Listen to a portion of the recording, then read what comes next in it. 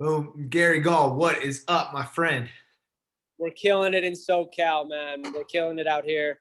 Life is good. Everything for you. I hope it's well. And I can't complain. It's getting a little bit warmer now. So that's a great thing. Yes, I love it. Give me all the sunshine, take away all the freaking snow, take away all the rain, give me sun, and I'm a happy man. That's right, man. To be in a good place. We can go see the snow.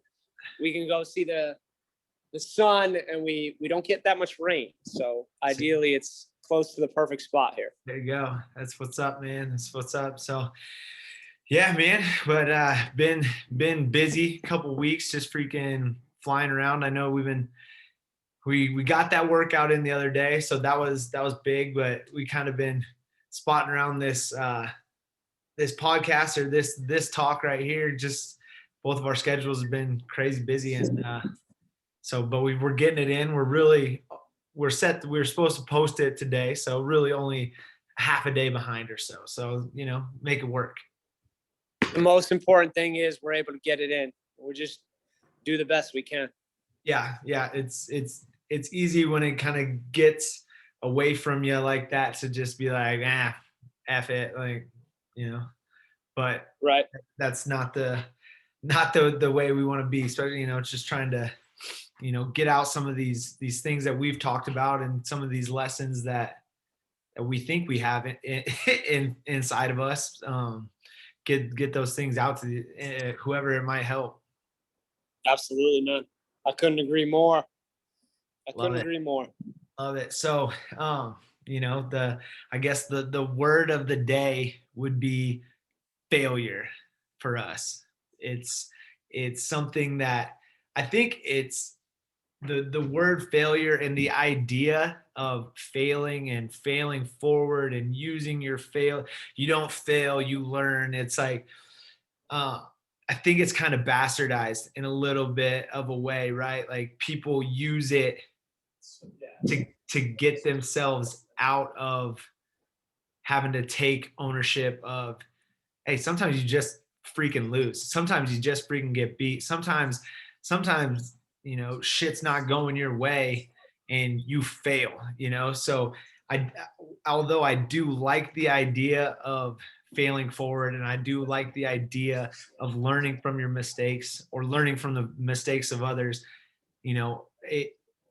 being humbled and getting your ass kicked every once in a while is also a good thing. And just being able to look yourself in the mirror and say, hey, I wasn't good enough. I'm not good enough right now. I'm not in a place where I deserved to win, or I deserved to get that promotion, or I deserved to get that job. And that's an okay thing. And that's a powerful thing, I think, when you just are able to really own it and not have to put this spin on it, or not have to look for somebody else to blame. Yeah, I couldn't agree more, Josh. I think along with that, looking at today from the experiences that we're going to share is storytelling. Dropping people into that situation or that given moment that you and I have been in. And there's going to be failure involved. There's going to be an experience involved. And there's going to be some particular type of growth that was involved and can be involved for the listener. And it's blanking on me right now. My God, I wanted to say something. I guess we'll have to go back to it.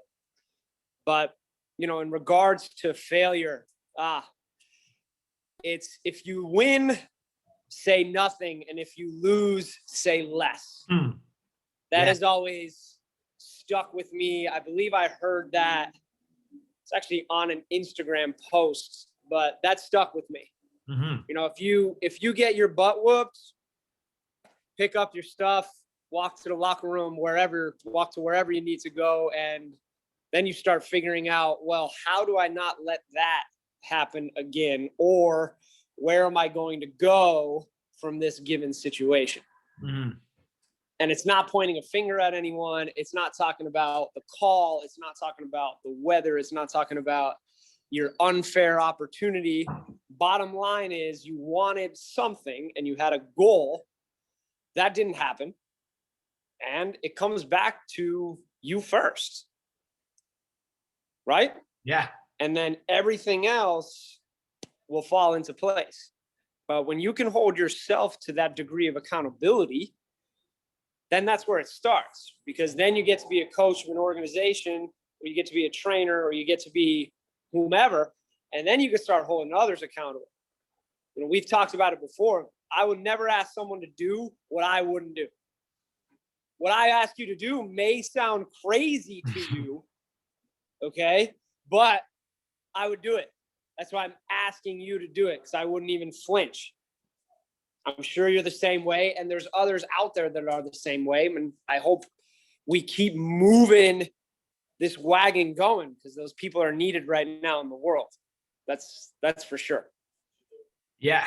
Yeah. No, absolutely. And when we, just kind of bringing it back to us, and when we kind of talked about having a conversation about failure, not even just a conversation, because it's easy. We could both sit here. We're good enough coaches. We've been in the game long enough. We could spout out a bunch of motivational things and catchphrases and this is how you do it, get your mind right, learn from your mistakes, learn from your failures, pick yourself up. We could say all of that, and it would be great. And I think there's a time and a place for that. But when we decided, and you were the one that suggested, let's tell some stories. Like let's give some actual like moments where we had those down moments and we had those failures. And as you're speaking, so when you brought that up and we said that, I had one particular moment in my life, and it wasn't a set moment. It was a period of time. It comes to my mind every time I think about failure, every time I think about the hardest moments in my life. um this time frame pops up, and I've when you were speaking just now, I was, going through my head how valuable it would have been for me at the time to be able to own that. Like I said at the very beginning, like this whole stretch of time is riddled with me blaming other people, me making freaking excuses, me doing the wrong things and expecting the goals and the things that I was striving for to just happen. And if I had been a more mature athlete, if I had been a more mature person at the time, then maybe things would be different. But then also I mean, who knows where those things take, if things are different.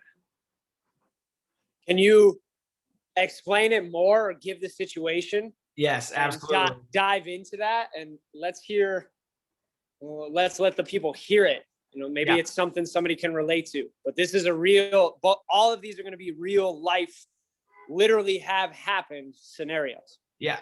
So like I said, so I speak about this time and me coming out on the other side of it, um and the great advice that I got um through this whole situation that kind of brought me out of it at the end. I talk about this time quite a bit. And this time is, but I've never really gone into like the actual situations and the actual things that I was doing to really just, I was just digging a hole, and I was just trying to figure my way out. And it was my sophomore year of college. So preface that, my true freshman year, I have a pretty good year. I make it to the blood round at nationals, and I'm feeling myself, dude. Like straight up, I was feeling myself. I was like, dude, true freshman. I was in the blood round. Like nobody expected that shit from me. I'm the man. Like I'm the man, and I was, nobody could tell me different. And then as the spring went on, and I was having a good time in the spring, and we were enjoying ourselves, probably a little bit too much. And I find out that I have a torn labrum in my shoulder, and not only did I have a torn labrum, I had a torn rotator cuff. I also had a torn bicep tendon, and I had a ton of cartilage damage in there. So, it, Dr. Akazuki from San Francisco, he told me it looked like a bomb exploded in my shoulder, basically. And so when I find this out, obviously, like I'm like, well, I guess get it fixed. I end up moving home for most of the summer, and really my from that moment on, I wasn't the same for about a year. About a year. Dude, I was depressed. I was, using, external substances to, kind of numb it and kind of block it and just act like I wasn't, like just going out with my friends, like kind of just masking everything that I was feeling with all this external bullshit that it wasn't helping me, and what it ended up doing was it pulled me away from my rehab. I was I was dicking around doing all a bunch of other stuff, and I wasn't doing my rehab. I wasn't taking care of my body. Ultimately not helping myself recover from this extensive surgery that I just had. So I end up moving back to the city, get back with the trainers, and I'm still in that mental state though. Like I'm not there. I'm not back. I'm kind of in this rut where I want to I want to succeed in wrestling, but I didn't want to succeed as much as I wanted to do some of these other things and actually put in the work. Like I wasn't putting in the work. I was just kind of going through the motions, doing what I had to do, uh, kind of with the intent to just kind of redshirt and just take the year off. Turns out coach wanted me to wrestle. I end up coming back too early. I'm still at the time, I was fat as shit, dude. Like I was way out of shape, cut weight completely wrong, all the way back down to 149. And it was just this cycle of me going and getting down to weight, and then something in my mind, dude. I wasn't that hurt. I wasn't that uh I didn't have all the problems that I thought I had. I was literally creating these problems for myself because I was so unprepared, and I was so mentally gone that I was creating all these other problems. My shoulder, my freaking my body was just giving out on me in my mind. And it was literally like I convinced myself to have these injuries because I wasn't prepared. I wasn't capable at the time. I wasn't putting in the work, like straight up. And I go through the season, kind of this lackluster, shitty season, and then at the end of it, I end up getting an actual concussion, and I get hurt training. And this is I was actually kind of pulling myself out of it, and I have this I have this concussion, and I end up just basically shutting the world out for the next like 3-4 months. And I just finished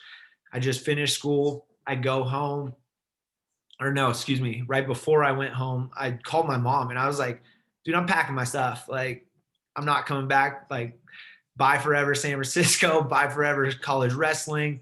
I'm done, dude. Like, I was defeated. I was embarrassed. I was sad, like all of these things. And I called my mom up, and she's like, and I'm breaking down. I'm telling her like I'm out of here. Like, and she's just like, she kind of just hits me with like, she's like, why the fuck are you so like, do you have so much pressure on yourself? And I was just like, I would kind of go back to the success I had as a true freshman. And she's like, but nobody cares, bro. Like nobody cares. You care, but nobody else does. Nobody else gave a shit if I was winning all my matches, or if I was the number one kid in the country. No one gave a shit about that. They gave a shit about me. And so I had stuffed all this down, and I hadn't communicated with anybody close to me this whole time. And I finally just came to this tipping point. And she's like, look, she's like, you can come home and you can move back. She's like, but before you do that, you need to answer yourself, why did you start wrestling in the first place? And what has kept you in wrestling this whole time? It wasn't because you were this ultra successful guy. It wasn't because you were this person that was, winning every single tournament, right? It was more because I enjoyed being around the people that wrestling brought to me. I enjoyed the practice. I enjoyed the camaraderie. I enjoyed the experiences that I had. And once she kind of shed that light on me and really just was like just straight up honest with me, like you created this whole monster of a situation. um it allowed me to relax. And I just like, I took that summer, I trained really hard, and I got back in the groove. But it was like damn near a year of this kind of really depressed, just one failure after another, one setback after another. And ultimately, like when I reflect back on that whole time and that whole situation, I see a kid that, I want to be able to recognize as a coach. I want to be able to, see when a kid is spiraling and see when a kid is hurting, and be able to, help them. Because I mean, that's what I needed. And, maybe it was somebody just to, call me on my bullshit like my mom finally did, and really just like set me straight. But like it was crazy and it was tough. And if I can tell people, is to find people that you can communicate openly with, find people that you can, really, confide in. Because I didn't feel like I had that whole time, and it was tough. I think the biggest takeaway for me on that is you were victimizing yourself Totally, completely, and you created this whole world, if you dude. will, an image of your reality. And he's not alone. We all do this. We still do this. I know for a fact I do this right now. One of the better points I can make on that is we're never the victim, Mm. really, ever. If you can get that deep into it and you think along the lines of, no, I am blessed in some way, and I am, like after our workout the other day when you said I like to give thanks, I thought that was amazing. Mm. And I didn't even think about it, but when you do give thanks and you do say, I'm not a victim. Nothing is supposed to be easy. Nothing is supposed to be most likely the way that we planned it. However it's going to be is what it's going to be, and we find our ways around it, over it, or through it to make things happen. That's amazing, man. That right there will help me out on some things even right now, and the way my personality can get from time to time. So that's really, really cool. Yeah, no, and the things do tend to happen for a reason when you're able to look back and reflect positively on it. And I'm not, like I said, I've never really like talked that deeply about it, but I'm not embarrassed of it anymore. Like I'm not. I'm really I am grateful for those experiences, because it, ultimately it allowed me to finish my career pretty strongly, and it allowed me to really be able to you know get in touch with some of my athletes on a stronger level, when because it's easy to write an athlete off like, oh, you're just being a sissy, or you're just copping out. Like, yeah, that might be it. And there might be something that's a lot deeper in in the reason why they're copping out, or it might be a lot deeper why they are pulling the reins back, or not giving themselves the real opportunity maybe. mean, you can dive right into that foxhole now because Mhm. you have firsthand personal experience of it. And you can really set an influence for somebody someday. If not now, I have to imagine that at some point in your career. Yeah, for sure, man, for sure. So yeah, that was, and you know what's funny too? I was thinking about other situations of setbacks and just things where I came up short. Nothing really that crazy, but both my freshman year of high school, I placed fourth in the California section, like pretty like decent for a freshman. Where I had only wrestled 3 months a year, you know, for my whole career at that point. So like, you know, placing in that tournament. And then the next year, I'm the number 2 seed in the tournament, and I end up taking fifth. And it was just like, you know, that was kind of the point where I got serious about wrestling. I started wrestling year round. I like immediately after I lost there, just but it's just like kind of they parallel those like sophomore years, right? Those, I think that's a thing, like sophomore slump. Yeah, but those moments happen for you to propel forward. Yeah. And, that's what you did after both of those moments. It all comes back to what we first said in the initial message of failure and ownership and things happening the way they happen. Yeah, for sure, man. Mine, there's really two. And the main one that stuck with me, and it still does from time to time, is out of college, I really didn't know what I wanted to do. And not too long after I got out, I said, I'm going to go to the military. I'm a single man. I want to see the world. I can get school paid for, all the loans, and I enjoy being part of a team. That's got to be the best team. I was fairly naive. This got to be the best team in the world. I'll Mm-hmm. do that. So I got in it, passed all the tests, of course, was in good shape, stayed in good shape after athletics, and had my job description and everything that I was supposed to do. And I was going to ship out in 1 year. So a week after all of that, on a Friday night, I was 21 years old. I pulled down a one-way street. I was pretty drunk. I'll never forget it. My friend said, Gary, you pulled down a one-way street. And as soon as he said that, cops' lights go on. And I turned and looked at him and I said, Jerry, I'm done. I'm not getting out of this. So, of course, we get a DUI, get put in a jail cell, spend the night, call my father, called him twice. First time he told him to leave there. Next time my mom actually picked up, said we have to go get him. All that stuff. Went through it. I think the worst part about that was that I had to get kicked out of the military before even getting in. I had to get removed as a recruit. Okay? So now there's that situation. So I turn around, go through all of my steps. It was basically like you, Josh, it was 6 months to almost a year of steps. Okay? Just in a different situation.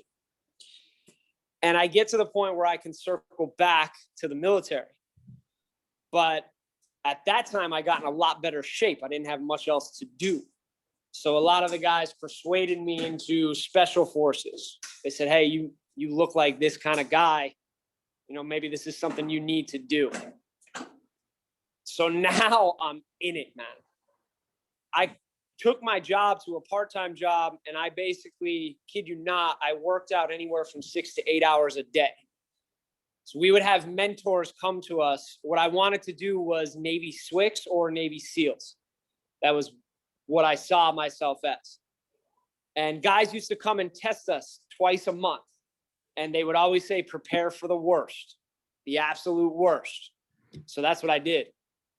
I got into karate. I got into calisthenics. I used to do thousands of reps daily.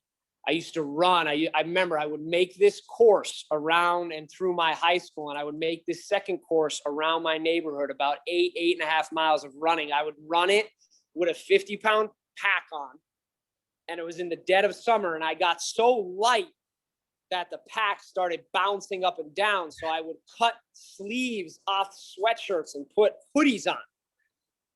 It's 95 degrees, man. I would go out in the dead of it. Cars used to pull by and say, hey, you better be careful. I used to say, you can be careful. Don't worry about me. I got this. So I did whatever it was that needed to be done from 5 a.m. in the morning till 10, 11 p.m. at night. And right before I was going to re-sign and I was going to have a spot to go to boot camp and then transition into BUDS, what they call, that's the Navy SEAL training. They found this scarring on my left eye. Originally, I failed a Navy depth perception test, and you can't get in if you fail that test. But my recruiter said, go to a different doctor. You'll pass the test. Everyone always does. So I went to this different doctor, and she found this, showed it to the recruiter, and he said, because they can usually white stuff out if they want to. And he almost did, and he didn't do it. He didn't white it out. He said, I don't think we need to do this. I think you'll be okay. 2 days later, I got removed from any kind of military service for being deemed medically ineligible or a liability. You want to talk about, I don't know, I didn't get out of bed for a day. My dad had to hold me. I was crying. And I just didn't know what else I was going to do. I said, this is it. This is my calling. Like, I love this. I can work out like a dog and I get to be part of this. I'm going to go do that. It's going to be crazy uncomfortable, but that's me. But all of that happened. So not long after that, after I got back on my feet, a lot of people would start coming to me. They would ask me about working out. They would ask me, hey, how do you do this? Or how can I set up that? And that's when I thought to myself, man, I really love this stuff. And people are asking me questions. I think I could actually get paid for this. And then I can motivate others further. And it got to the point even where the Navy in my region of Pennsylvania actually took me back in and offered me an internship to train their recruits. Long story short, where one door closes, another will open, right? I could have sat and just said, I don't know, I guess I'll go work in an office or go to a factory. I'll do something because I missed this and I had no control over it, but I didn't. I just kept going. And I used something I love, and I'm still using it right now to influence and help others to keep going. Have a better body. When you have a better body, you have a better mind. When you have a better mind, you're tough. You're not the victim. When you have that, you're ready to take on any wall that can be set in front of you. So that one stuck with me for a long time, man. And that still sticks with me. I remember now, I think about how hard things are. I think about moments where I'm really stressed and I'm thinking, man, the 22-year-old version would kick your ass right now. Because that dude was wild. He didn't care about a damn thing, man. He was running around at 10 o'clock at night, 6 inches of snow on the ground. All you could see were his eyes. So it's always something to reference back to. Hopefully people out there, you have a story like that. And hopefully I think the big picture you can take out of that is there's many, many doors. So if you lose one, if you keep looking, you'll find another. Yeah. That's so powerful too, is it is easy to sit there and dwell or sit there and feel sorry for yourself or have that victim mentality, right? Like, it's easy to do that.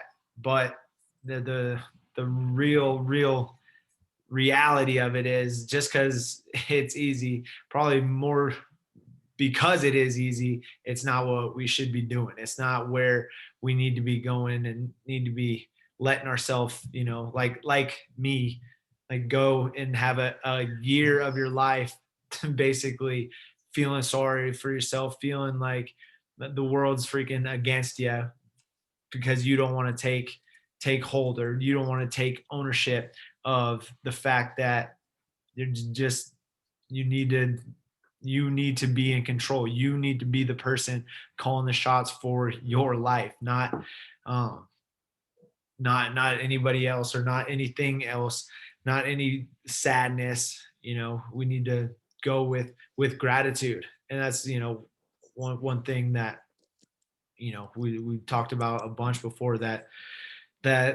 we all have something to be grateful for, whether it feels like it all the time or not. It's we need to have that list of things that we're grateful for, right? No matter how small they are, because the more you input into those small things that you're grateful for, the bigger they're going to become. Absolutely, man. And the more you envision them, the more you create them, you visualize them, you set that as what you want, it's going to get here. Maybe not tomorrow, maybe not in a month, but you can will it to happen. Strong believer in that type of stuff.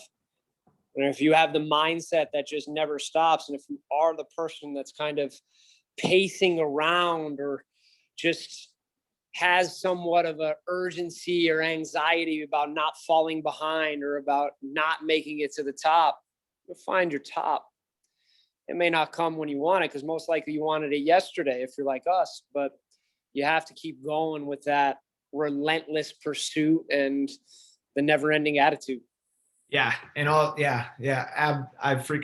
I completely agree, and that just reminded me of one of a guy that I look up to, that he's a great wrestling coach out in Georgia, and he just had one of his athletes make make a world team this weekend, and it's the first time in 30 years, I think he said, that Georgia's had somebody make a world team. And his post just hit me so square, because it's freaking spot on. And it was just, everybody wants to skip the struggle, but that's where everything that we need lies, right? Like, everybody wants to go from point A to championship, but really it's point A, all the struggle in between. It's all the ups and downs, all the freaking times where you're getting beat at tournaments that you shouldn't get beat at. You're losing jobs that you shouldn't lose, but you bounce back, you figure it out, you put things together. And like you said, and this, he was talking, this is like a 12-year process, right? Like, where he started with this young man, and they were together, working and um, going through all those struggles together, and going through that tough process. But on the other side is, great moments like that. But we don't get to those great moments without that struggle. We don't get to those great moments without having some perseverance and having some freaking grit to pick ourselves up, stop playing the victim card, and put your best foot forward, even when you don't feel like you even have a foot to put forward. Very well put. I don't think you can put it any better than that. Yeah, If you have no feet, put your hands forward. there you go. Freaking crawl. Do whatever it takes, But for the literal term. hmm but yeah, man. So I think, just, reflecting on those types of moments too, it also, it makes me realize, like, we're not the only ones going through these struggles either, right? Like, understand, like, yeah, we can look and be grateful for what we do have, but also understand that there's other people going through the same shit that we're going through. There's other people struggling to create their own businesses. There's other people struggling to raise their families. There's other people struggling. Like, so, having that broad realization that, you know, you and I were on separate ends of the country, going through, similar situations where we're having, very real struggles. But, we, at that time, I didn't give a shit about anybody else's struggles, but if I would have been able to take 2 seconds and be like, well, other people are going through this and they're getting through it too. So why can't I? What's stopping me from getting myself out of this too, you know? Absolutely. We have to have that perspective of it. And you have to realize that everybody you see on a highlight reel or on ESPN or wherever, whomever you look up to, was most likely at the bottom of the barrel at some point, because otherwise they wouldn't have gotten there. Like you, if you didn't have the experience your freshman year, your high school career wouldn't have propelled.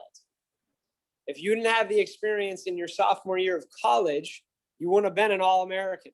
Top Mhm. 4. Weren't you top 4 in the country at No, one point? no, unfortunately. I was ranked high, but then we can go into that too. But so Whatever. But yeah, you were up there, dude. I mean, you yeah, had that, and it propelled your career because of the bottom moment.